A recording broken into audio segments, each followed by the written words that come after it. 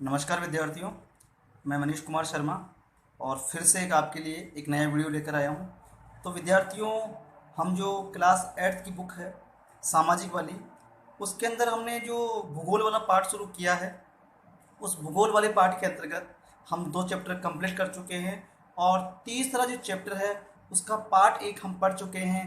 उसमें हमने पढ़ा है खनिज क्या होते हैं, खनिज कौन कौन से प्रकार के होते हैं, धात्विक खनिज क्या है, अधात्विक खनिज क्या है, लोहे खनिज क्या है, अलोहे खनिज क्या है, और इनके बारे में जो भी हमने विधियां हैं, परिवेदन किसे कहते हैं, आकलन किसे कहते हैं, कूपकी किसे कहते हैं, विवर्त कूपकी किसे कहते हैं, इसके बारे में हमने अध्ययन किया है। अब आज हम जो अध्ययन करने वाले हैं वो अध्ययन करने वाले हैं खनिजों का वितरण किस प्रकार से फैला हुआ है। तो विद्यार्थियों, जो मैं आपको बताऊं उनको आप याद रखना, बाकी आपको याद करने की ज़रूरत नहीं है।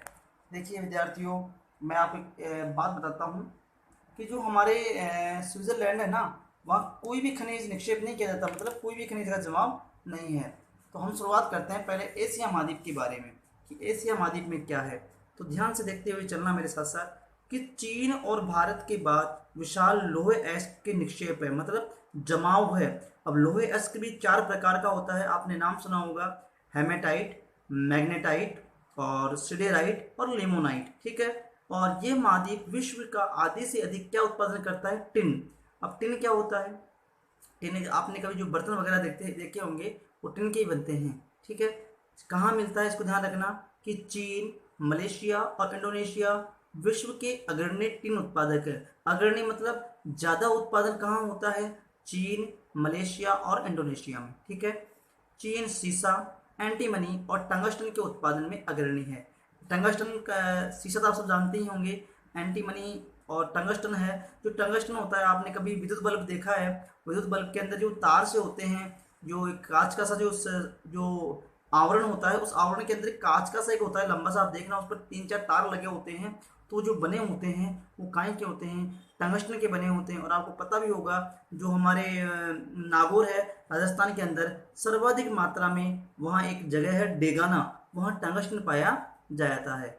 और एशिया में मैग्नीज, बॉक्साइट, निकेल, जस्ता और तांबा भी मिलता है। एक बात और ध्यान रखना, जो बॉक्साइट है, बॉक्साइट के मामले में सर्वाधिक जो कौन से महाद्वीप मिलता है, वैसे तो आप याद रखना ऑस्ट्रेलिया में है, हालांकि अभी आगे आ जाएगा, तो आपको ये चीज़ें याद रखनी है। आगे बात करते हैं यूरोप। तो यूरोप जो है विश्व में लोहे एस्क का अग्रणी उत्पादक है, मतलब लोहे एस्क भी यहाँ क्या होता है, ज़्यादा मात्रा में मिलता है। रूस, यूक्रेन, स्वीडन और फ्रांस लोहे एस्क निर्यात के विशाल निक्षेप वाले देश हैं। तांबा, देखिए तांबा जो है, तांबा सर्वाधिक मात्रा में कहाँ मिलता है, चिली के अंदर मिलता है। चिली कहाँ है, दक्षिण अमेरिका महाद्वीप में है आपका चिली। तांबा मिलता है, सीसा और जस्ता, मैग्नीज आदि निकेल खनिजों के निक्षेप पूर्वी यूरोप और यूरोपीय रूस में पाए जाते हैं। तो जो रूस देश है वो भी कहाँ आता है, यूरोप में आता है। अब बात करते हैं उत्तरी अमेरिका के बारे में कि उत्तरी अमेरिका में खनिज निक्षेप के 3 क्षेत्रों में अवस्थित, मतलब 3 क्षेत्रों में जमाव क्षेत्र है। कौन कौन सा है, ग्रेट लेक के उत्तर में कनाडियन, दूसरा है सिल्ड प्रदेश और तीसरा है अल्पशियन प्रदेश और पश्चिम की पर्वत श्रृंखलाएं। लोहे एस्क, निकेल, सोना, यूरेनियम और तांबा का खनन कंडानियन, अभी हम आगे पढ़ेंगे कंडानियन के बारे में। और आप ये ध्यान रखना कि स्विट्ज़रलैंड में कोई खनिज निक्षेप नहीं है, मतलब कोई खनिज जवाब नहीं है, जमाव नहीं है। अब आगे बात करते हैं, आप एक बार नक्शा देख लें आप चाहो तो किस प्रकार। देखिए ये हमारा एशिया महाद्वीप आ गया, ये अफ्रीका महाद्वीप आ गया, ये उत्तरी अमेरिका आ गया, दक्षिण अमेरिका आ गया, है ना, और ये ऑस्ट्रेलिया आ गया। तो ये सारे हमारे कितने महाद्वीप है, 7 महाद्वीप है। और महासागर कितने हैं, 4। मैं आपको एक बार महाद्वीपों के नाम बता देता हूँ। सबसे बड़ा एशिया, फिर आपका अफ्रीका, फिर उत्तरी अमेरिका, फिर दक्षिणी अमेरिका, फिर आपका अंटार्कटिका और फिर उसके बाद में आपका यूरोप। कहाँ गया यूरोप, ये रहा यूरोप, और उसके बाद में फिर आपका ऑस्ट्रेलिया, ठीक है। ये इनका क्रम बताया मैंने। और 4 आपके महासागर है। कौन कौन से महासागर हैं, सबसे बड़ा है प्रशांत महासागर है, फिर आपका अंध महासागर है, उसी का नाम अटलांटिक महासागर है, और उसके बाद में हिंद महासागर है, और फिर आर्कटिक महासागर है जो कि सबसे छोटा महासागर है। अब तांबा का खनन कंडानिया मतलब कनाडा सिल्ड प्रदेश में और कोयले का अपलेशन प्रदेश में होता है। अपलेशन की बात करें मतलब उत्तरी अमेरिका की बात की जा रही है। जो अपलेशन पर्वतमाला है वो कहाँ है? उत्तरी अमेरिका के अंदर है। पश्चिमी कार्डिलेरा में तांबा, सीसा, जस्ता, सोना और चांदी के विशाल निक्षेप मतलब जमाव क्षेत्र हैं। अब बात करते हैं दक्षिण अमेरिका को लेकर। तो ब्राजील विश्व में उच्च कोटि के लोहे एस का सबसे बड़ा उत्पादक देश है। तो ये जो अंडरलाइन की है इनको आप ध्यान रखना कि जो ब्राजील है विश्व में उच्च कोटि के लोहे एस का सबसे बड़ा उत्पादक। कहने का मतलब ये हुआ कि सबसे बढ़िया जो क्वालिटी का है, उच्च में जो क्वालिटी का है वो लोहा कहाँ पाया जाता है? ब्राजील में। और ब्राजील कहाँ है? दक्षिणी अमेरिका के अंदर। और ध्यान रखना कि जो चिली और पेरू है यह तांबे के अग्रणी उत्पादक है। तो सवाल ऐसे बनता है, प्रश्न ऐसा बनता है कि तांबा सर्वाधिक मात्रा में कहाँ पाया जाता है? तो आपको जवाब देना है चिली और पेरू। वैसे सर्वाधिक मात्रा में चिली के अंदर है, और चिली की मैं बात करूं तो चिली कहाँ है? दक्षिण अमेरिका महाद्वीप में। और ब्राजील और बोलिविया विश्व के सबसे बड़े टीन उत्पादकों में से है कि सर्वाधिक मात्रा में टीन का उत्पादन कहाँ होता है? तो ब्राजील और बोलिविया में। दक्षिण अमेरिका के पास सोना, चांदी, जस्ता, क्रोमियम, मैग्नीज, बॉक्साइट, अब्रक, प्लेटिनम, एस्बेस्टस और हीरा के विशाल निक्षेप भी है। आपको पता होगा हीरा क्या होता है? हीरा एक दुर्लभतम हीरा, जो एक हरा हीरा नाम सुना होगा, हरे रंग का आपने। हरा हीरा जो होता है वो क्या होता है? एक दुर्लभतम हीरा होता है। और आपको पता भी होगा कि विश्व की जो प्राचीनतम सेले हैं मतलब जो चट्टाने हैं पश्चिमी ऑस्ट्रेलिया में है। वहाँ 430 करोड़ वर्ष पूर्व बने पृथ्वी के निर्माण के मात्र 30 करोड़ वर्ष पश्चात क्या मिला है? हीरा। और हरा हीरा क्या है? एक दुर्लभतम हीरा होता है। और आपको पता होगा हीरा कैसा होता है? हीरा कठोर होता है। हीरा कैसा होता है? हीरा कठोर होता है। आगे बात करते हैं, खनिज तेल की बात करते हैं। वेनेजुएला, तो वेनेजुएला भी कहाँ है? दक्षिण अमेरिका में। अर्जेंटीना भी कहाँ है? दक्षिण अमेरिका में। और चिली भी कहाँ है? दक्षिण अमेरिका में। ये पेरू, कोलंबिया, जितने भी यहाँ देशों के नाम आए हैं ये सब कहाँ है? दक्षिण अमेरिका के अंदर पाए जाते हैं। अब बात करते हैं अफ्रीका महाद्वीप को लेकर। किसको? अफ्रीका महाद्वीप को लेकर, जो क्षेत्रफल की दृष्टि से दूसरा बड़ा महाद्वीप है। यहाँ एक लाइन आएगी उसको आप याद कर लेना अच्छी तरीके से, बहुत इंपॉर्टेंट लाइन है। अफ्रीका खनिज संसाधनों में धनी है। सर्वाधिक खनिज कहाँ पाए जाते हैं अफ्रीका के अंदर? ये हीरा, सोना और प्लेटिनम का विश्व में सबसे बड़ा उत्पादक है। तो कई बार प्रश्न बना भी है ऐसा कि हीरा और सोना सर्वाधिक मात्रा में कहाँ पाया जाता है? तो आपको क्या जवाब देना है? अफ्रीका में पाया जाता है। दक्षिण अफ्रीका, जिम्बाब्वे और जायरे विश्व के सोने का एक बड़ा भाग उत्पादन करते हैं। कौन कौन उत्पादन करता है? दक्षिण अफ्रीका, जिम्बाब्वे और जायरे विश्व के सोने का एक बड़ा भाग उत्पादन करते हैं। हालांकि दक्षिण अफ्रीका की नदी का नाम भी है जायरे। तांबा है, लोहे ask, chromium, uranium, cobalt, bauxite. दक्षिण अमेरिका में पाए जाने वाले अन्य खनिज तेल हैं नाइजीरिया है, लीबिया है, अंगोला है। ये सब क्या है? अफ्रीका के देशों के नाम है। अब बात करते हैं ऑस्ट्रेलिया महाद्वीप को लेकर। मैंने आपको बताया था अभी ऑस्ट्रेलिया के बारे में कि जो ऑस्ट्रेलिया महाद्वीप है ये क्या है? सबसे ज्यादा बॉक्साइट का उत्पादन करने वाला देश कौन सा है? ऑस्ट्रेलिया। इसको आप अंडरलाइन कर लेना। एक बात और आएगी उसको भी याद रखना, ये सोना, हीरा, लोहे एस्क, टिन, निकेल अग्रणी उत्पादक है। तांबा, सीसा, जस्ता, मैग्नीज में संपन्न है। पश्चिमी ऑस्ट्रेलिया के कार्लगुली और कुल्लगाड़ी क्षेत्रों में सोने के सबसे बड़े निक्षेप है। तो यहाँ से बहुत बढ़िया प्रश्न बनता है, आगे भी काम आएगा और अभी भी काम आएगा। क्या बनता है कि जो हीरे की खाने हैं वो कहाँ है? तो हीरे के खाने, सोने के खाने जो कहाँ है? सोने की खाने कहाँ है? ऑस्ट्रेलिया महाद्वीप में है। और उन खानों का नाम क्या है? तो कार्लगुली और कुल्लगाड़ी दो खाने हैं। कार्लगुली और कुल्लगाड़ी दोनों कहाँ पर है? ऑस्ट्रेलिया के अंदर है। अब आगे की बात करते हैं हम अंटार्कटिका महाद्वीप के अंदर कि अंटार्कटिका महाद्वीप में कौन कौन से खनिज पाए जाते हैं। तो ध्यान रखना, विभिन्न खनिज निक्षेप पूर्वानुमान से कुछ संवत विशाल के लिए अंटार्कटिका का भू ज्ञान प्राप्त रूप से प्रसिद्ध है। कहने का मतलब ये हुआ यहाँ पर जो अंटार्कटिका महाद्वीप है यहाँ जनसंख्या न के बराबर पाई जाती है। लगभग 98% यहाँ क्या होती है? बर्फ जमा रहती है। तो इसलिए हमने क्या कहा इसको? श्वेत महाद्वीप कहा या विज्ञान को समर्पित महाद्वीप कहा, मतलब जो वैज्ञानिक अनुसंधान होते हैं वो इसी महाद्वीप पर होते हैं। तो अंटार्कटिका भूविज्ञान पर्याप्त रूप से सुप्रसिद्ध है, कहने का मतलब ये हुआ जो वैज्ञानिक जितने भी वो रिसर्च करते हैं वो यहीं पर करते हैं। ट्रांस अंटार्कटिक पर्वत में कोयले और पूर्व अंटार्कटिका के प्रिंस चार्ल्स पर्वत के निकट लोहे के महत्वपूर्ण मात्रा में निक्षेपों का पूर्वानुमान लगाया गया है। लोहे, अयस्क, सोना, चांदी और तेल भी वाणिज्यिक मात्रा में उपलब्ध है। अब बात करते हैं खनिजों के उपयोग। खनिजों के उपयोग कि खनिजों के उपयोग क्या क्या है। देखिए, खनिजों का उपयोग कई उद्योगों में होता है। रत्नों के लिए आपने देखा हुआ हीरा है, माणक है, चांदी है, सोना है।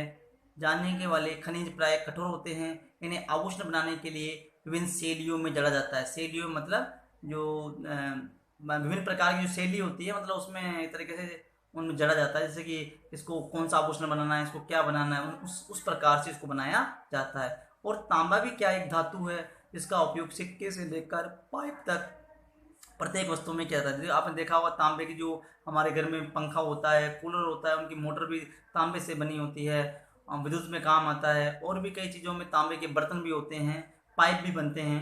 कंप्यूटर उद्योग में प्रयुक्त होने वाला सिलिकॉन क्वार्ट्ज से प्राप्त किया जाता है। एल्युमिनियम जिसे उससे एस्क बॉक्साइट से प्राप्त किया जाता है। तो यहाँ से बहुत बढ़िया प्रश्न बनता है कि बॉक्साइट बॉक्साइट का एस्क क्या है, तो आपको जवाब देना है एल्युमिनियम। ठीक है, एल्युमिनियम जिसे एस्क बॉक्साइट से प्राप्त किया जाता है। का उपयोग ध्यान से देखना, का उपयोग ऑटोमोबाइल और हवाई जहाज, बोतलबंदी उद्योग, निर्माण, भवन निर्माण और रसोई के बर्तनों तक होता है। जो बर्तन बनते हैं भवन निर्माण में काम आता है, हवाई जहाज बनाने में काम आता है, ऑटोमोबाइल संबंधित जितने भी है, जितने जो पार्ट्स वगैरह होते हैं वो होता है।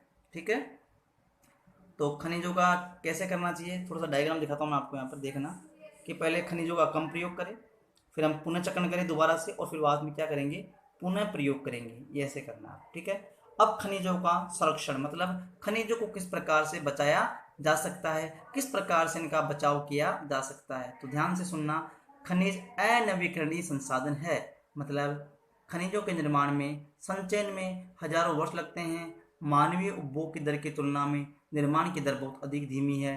खनन की प्रक्रिया में बर्बादी को घटाना आवश्यक है। धातुओं का पुनर्चक्रण एक अन्य नया तरीका है, मतलब धातुओं का बार बार पुनर्चक्रण किया जाए, जिससे क्या है, खनिज संसाधनों को संरक्षित किया जा सकता है, मतलब उनको रोका जा सकता है, उनको बढ़ाया जा सकता है, उनको बचाया जा सकता है। अब बात करते हैं हम शक्ति संसाधन। नया टॉपिक शुरू हो रहा है आपका यहाँ से, शक्ति संसाधन। अब शक्ति संसाधन क्या होता है, तो विद्यार्थियों ध्यान से सुनना शक्ति संसाधन के बारे में। ये क्या होता है, देखिए, शक्ति संसाधन जो है एक तरीके से आपने सुना होगा, परंपरागत स्रोत और गैर परंपरागत स्रोत, जो ऊर्जा के स्रोत होते हैं, इनके बारे में हम बात करेंगे कि कितने भागों में बांटा गया, 2 भागों में। कौन कौन से भागों में, परंपरागत और गैर परंपरागत। तो एक कहानी से दी हुई है, इसको थोड़ा मैं देख लेता हूँ फटाफट से, कि सनी की माँ अपने दिन की शुरुआत गाइजर का बटन दबाने से करती है। सनी को जगाने से पहले उसके विद्यालय की वर्दी इस्त्री करती है, मतलब प्रेस करती है। इसके बाद वह उसके लिए ब्लेंडर में एक गिलास संतरे का जूस तैयार करने के लिए रसोई घर में तेजी से पहुंचती है। ब्लेंडर होता है, जो मिक्सी होती है उसको हम बोलते हैं, जो उसमें वो लगा होता है गोल गोल, उसको बोलते हैं ब्लेंडर। सनी, क्या आपने स्नान कर लिया, आओ हम अपना नाश्ता करो। सनी के लिए गैस स्टोव पर नाश्ता बनाते हुए माँ पुकारती है।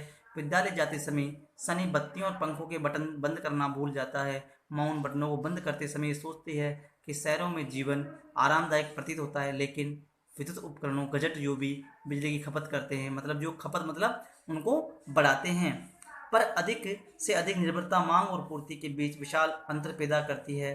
विज्ञान प्रौद्योगिकी के प्रचलन से जीवन शैलियों में बहुत तेजी से परिवर्तन आ रहे हैं। शक्ति अथवा ऊर्जा हमारे जीवन में बहुत महत्वपूर्ण भूमिका है। आप जानते हैं कि हम इनको उपयोग तो कर रहे हैं, लेकिन हमें साथ साथ में विद्युत का भी ध्यान रखना होगा। जब हमारे उपयोग में नहीं आए उसको हमें बंद कर देना चाहिए। शक्ति तथा हमें उद्योग, कृषि, परिवहन, संचार, प्रतिरक्षा के लिए शक्ति की आवश्यकता होती है। और यहाँ से ध्यान रखना आप, ये जो मेन लाइन है मैं बोल रहा हूँ, ऊर्जा संसाधनों को विस्तृत रूप से परंपरागत और गैर परंपरागत 2 भागों में बांटा गया। मैंने आपको पहले ही बताया था, जो ऊर्जा संसाधन है उनको 2 भागों में बांटा गया है। कौन कौन से, परंपरागत और गैर परंपरागत स्रोतों के अंदर उनको बांटा गया है। अब बात करते हैं परंपरागत स्रोत कौन से होते हैं। ऊर्जा के परंपरागत स्रोत वो हैं जो लंबे समय से सामान्य उपयोग में लाए जा रहे हैं। ईंधन और जीवाश्म ईंधन परंपरागत ऊर्जा के मुख्य स्रोत है। तो आपको ईंधन, एक तो ईंधन और जीवाश्मी ईंधन परंपरागत ऊर्जा के क्या है, मुख्य दो स्रोत हैं। ईंधन, ईंधन क्या होता है, ईंधन क्या होता है, ध्यान से सुनना। इसका उपयोग ऊष्मा प्राप्त करने के लिए व्यापक रूप से होता है और हमारे देश में ग्रामीणों द्वारा उपयोग की गई 50% से अधिक ऊर्जा ईंधन से प्राप्त होती है। कितनी प्राप्त होती है? 50% से जो ऊष्मा प्राप्त होती है, वो ऊर्जा प्राप्त होती है, वो काय से प्राप्त होती है? ईंधन से प्राप्त होती है। आगे देखते हैं, ध्यान से आप ये डायग्राम देखना कि जो खनिज तेल है, प्राकृतिक गैस है, इनसे हमें क्या लाभ है, क्या हानि है, वो समझना आप। कि जो खनिज तेल है, खनिज तेल से लाभ क्या है? आसानी से परिवहन हो जाता है और पेट्रोल रसायन उद्योग का आधार है। हानि क्या है कि तेज अधिक प्लावन व गैस रिसाव के कारण ऑक्सीजन का क्या होता है? अवश्य होता है, मतलब कम होती है।